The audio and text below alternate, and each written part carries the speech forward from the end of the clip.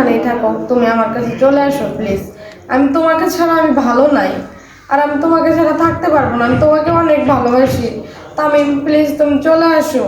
তুমি যা ভুল করছো আমি সব মেনে নিছি, বাদ দিছি। তুমি আমার কাছে চলে আসো। তুমি ছাড়া তো আমার কেউ নাই। তোমার হাত ধরে আমি আমার সব কিছু। আসসালামু আলাইকুম দর্শক, দেখেন আমরা চলে আসছি ঢাকার একটা আবাসিক এলাকায়। এই আপুটা আমাদেরকে গতকালকে ফোন দিয়েছে, দিয়ে আসার আমাদেরকে ডাকছে, কিন্তু আমরা গতকালকে আসতে পারিনি, অনেক ব্যস্ততার মধ্যে ছিলাম। এই আপুটার সঙ্গে আজকে দেখা করতে আসছি। আপু কেমন আছেন আপনি?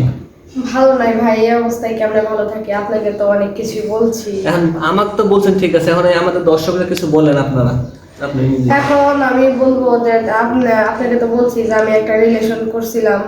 3 বছর রিলেশন করার পরে বিয়ে করি। বিয়ে করার পরে হচ্ছে শ্বশুর বাড়িতে আমাকে নিয়ে যায়। নিয়ে যাওয়ার পর আমার শ্বশুর শাশুড়ি আমাকে কেউ পছন্দ করে না।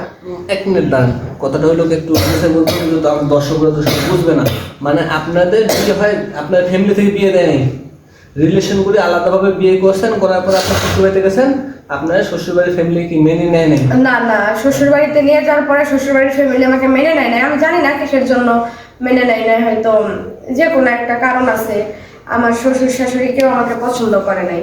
পরে আমার হাজবেন্ড আমাকে ভালোবাসে, এই জন্য আমাকে ঢাকা নিয়ে আসে। ঢাকা নিয়ে আসার পরে এই যে এই ফ্ল্যাটটা আমাকে নিয়ে দেয়।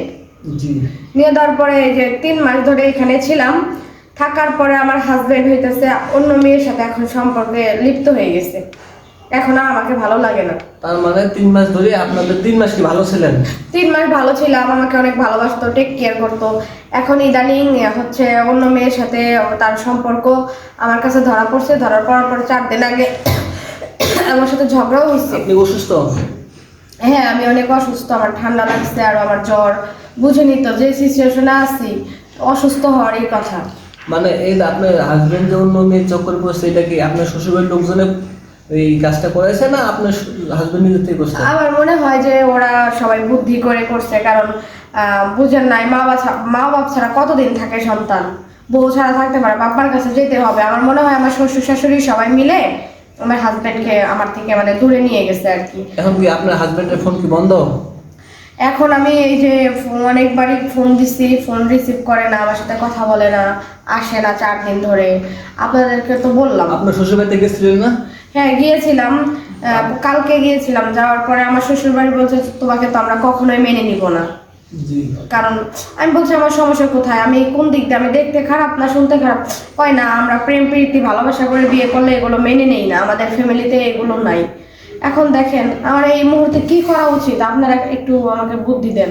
এখন বুদ্ধি তো দিব। এখন আপনার হাজবেন্ড সঙ্গে আপনার দেখা হয়নি না? কালকে দেখা হয়েছিল আপনার সঙ্গে? না না, আমার সাথে কালকে দেখা হয় না, ও ওখানে ছিল না।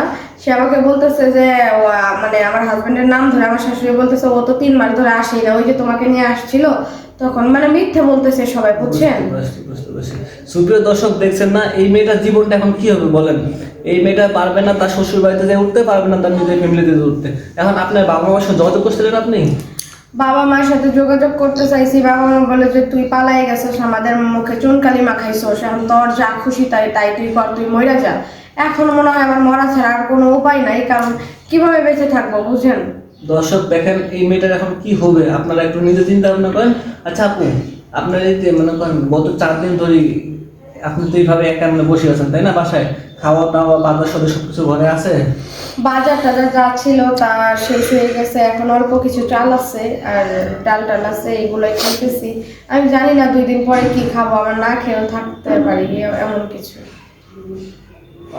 এগুলো কথা আসলে কি বলবো, আসলে প্রত্যেকটা ফ্যামিলি থেকেই এগুলা, মানে আপনার গার্জিয়ান আসলো না, আপনার বাবা মা, ওদের একটু খেয়াল রাখার দরকার ছিল। আপনার মেয়ে কার সঙ্গে কি সম্পর্ক করতেছে না করতেছে, বিয়ে হয়েছে আজ না 10 দিন পর মেনে নেবে, কিন্তু আপনার হাজব্যান্ডটা ভালো ছিল না, বুঝলেন? না হলে তো আপনাকে ফেলাতে যেত না।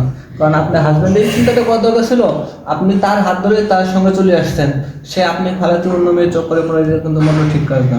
সে আমার সাথে 3টা বছর রিলেশন করছে, আমাকে বলছে তোমাকে ছাড়া আমি কাউকে ভালোবাসি না, জীবনে তুমি ছাড়া আমার কেউ নাই।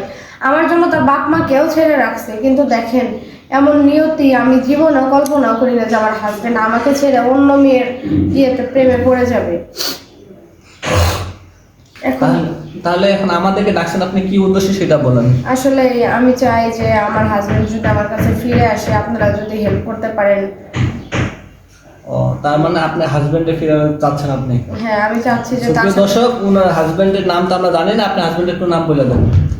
তামিম। ওনার হাজবেন্ডের নাম হলো তামিম, ওনারা ঢাকার উত্তরা ওনার হাজবেন্ডের বাসা। যদি আপনার হাজবেন্ড এই ভিডিওটা যদি দেখে থাকে আপনার হাজবেন্ড, তাহলে প্লিজ প্লিজ ভাইয়া দয়া লাগে আপনি ওনার কাছে ফিরে আসেন, ওনার সাথে যাইয়েন না, কারণ মেয়েটা অনেক ভালো অসহায় একটা মেয়ে। আর ওনার মানে কারণ আপনি ছাড়া ওনার কেউ নাই, কারণ ওনার ফ্যামিলি থাকিও নাই। আসলে আপু তামিম, তুমি যদি এই ভিডিওটা দেখো, তোমার উদ্দেশ্যে আমি বলতে চাই, তুমি ভালাইয়া চলে আসছি, তুমি আমার সব, তুমি আমার কাছে চলে আসো তামিম। আচ্ছা ঠিক আছে আপু, আপনি একটু ইমোশন কম হবেন। তাহলে আপু, তাহলে আমরা আজকে আর চলে যাই, আর ভাইয়া আমরা তো ভিডিওটা আপলোড করবো, ভাইয়া দেখলে অবশ্যই ফিরে আসবে, ঠিক আছে? আচ্ছা ঠিক আছে ভাইয়া। আচ্ছা।